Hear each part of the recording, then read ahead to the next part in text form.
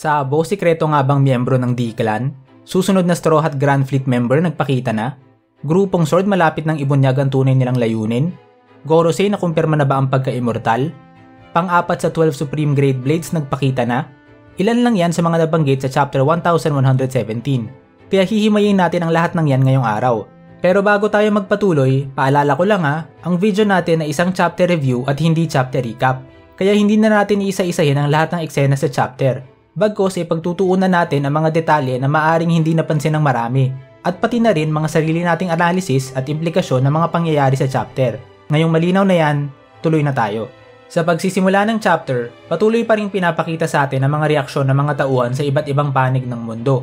Una sa ating pinasilip ang reaksyon ng mga pirata sa kuta ni Blackbeard, ang Hachinosu.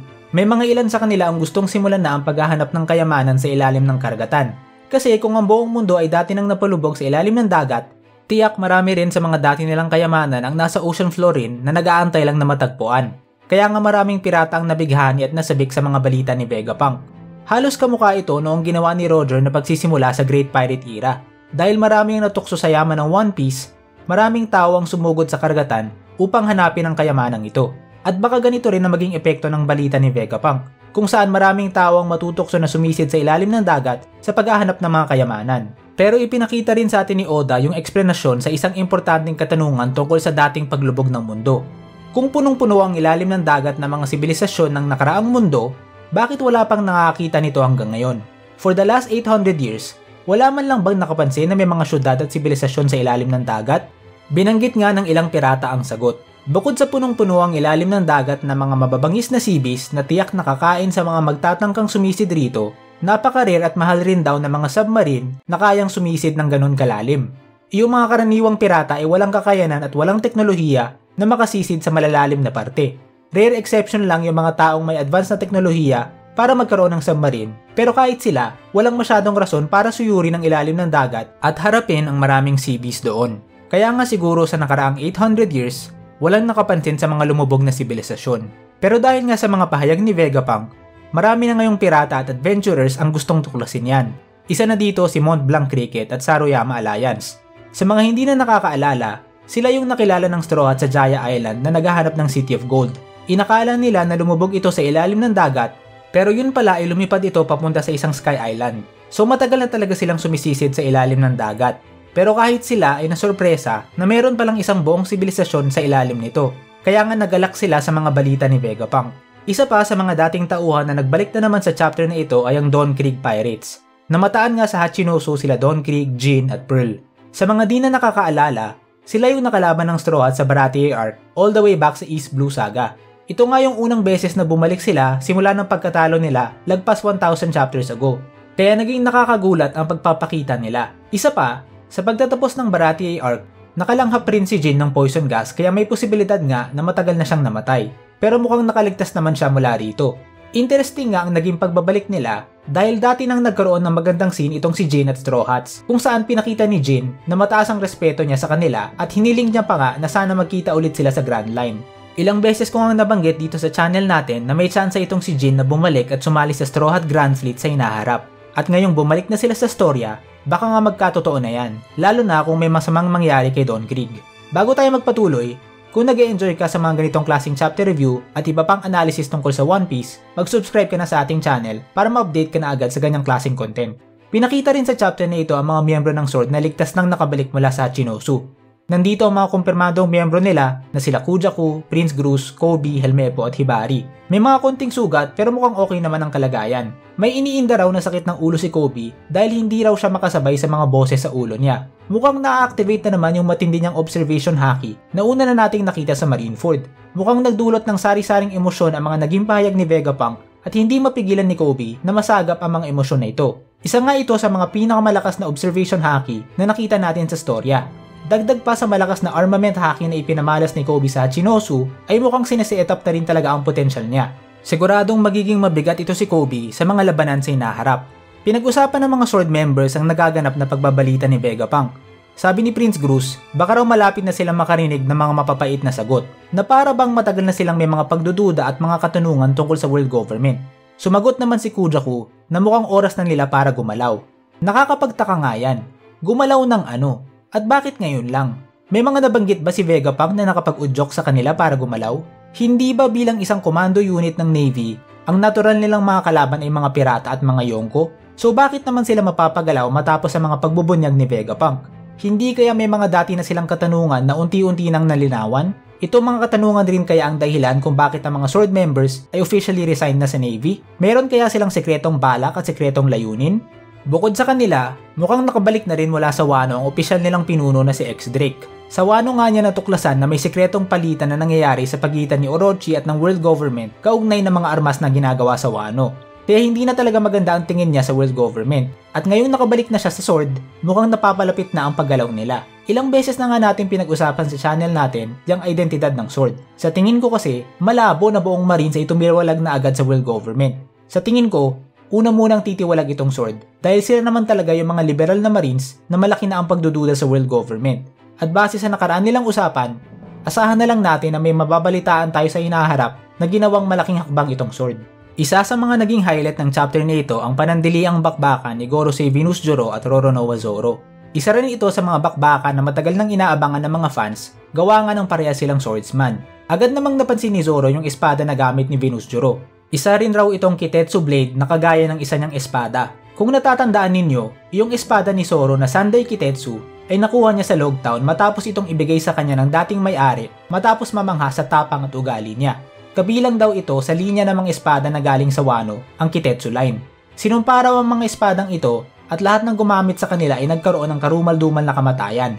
Kaya karamihan ng swordsman ay ayaw hawakan ng mga espadang ito kahit pasikat sila. Yung pinakauna raw na Kitetsu o Shodai Kitetsu ang pinakamataas ang kalidad sa lahat ng Kitetsu at parte ng 12 Supreme Grade Blades. Hindi pa nga nakukumpirma ang lokasyon nito. Yung pangalawa naman o Nidai Kitetsu ay parte ng 21 Great Grade Blades at kasalukuyan itong pinanghahawakan ni Kosuke Sukiyaki. Yung pangatlo naman at pinakamahina sa kanilang tatlo ay ang Sandai Kotetsu na parte ng Great Blades at kasalukuyang pinanghahawakan ni Roronoa Zoro. Matagal nang pinaghihinalaan ng mga fans na itong espada ni hawak ni Venus-Zoro ay yung Shodai Kitetsu at mukhang halos kumpirmado na nga ito sa chapter na ito dahil sa pagkilala dito ni Zoro bilang isang Kitetsu Blade. Ngayong alam natin na galing Wano ang linya ng mga espadang ito, paano kaya yan napasa kamay ng isang Gorosei? Nakuha niya kaya yan mula sa isang maalamat na Wano swordsman na tinalo niya? Anyway, panandalian nga lang ang naging banggaan nila ni Zoro. At malabo nga na magkaroon pa sila ng mas mahabang labanan ngayong nakafocus na ang Straw Hat sa pagtakas. Pero palaisipan talaga itong lakas ni Venus-Zoro sa maraming One Piece fans. Matagal na nga kasing binabanggit si Mihawk bilang world's strongest swordsman. At dahil swordsman na rin itong si Venus-Zoro, ibig sabihin ba na mas malakas itong si Mihawk kaysa sa kanya? Or fake news lang ba itong title ni Mihawk at mas malakas talaga si Venus-Zoro?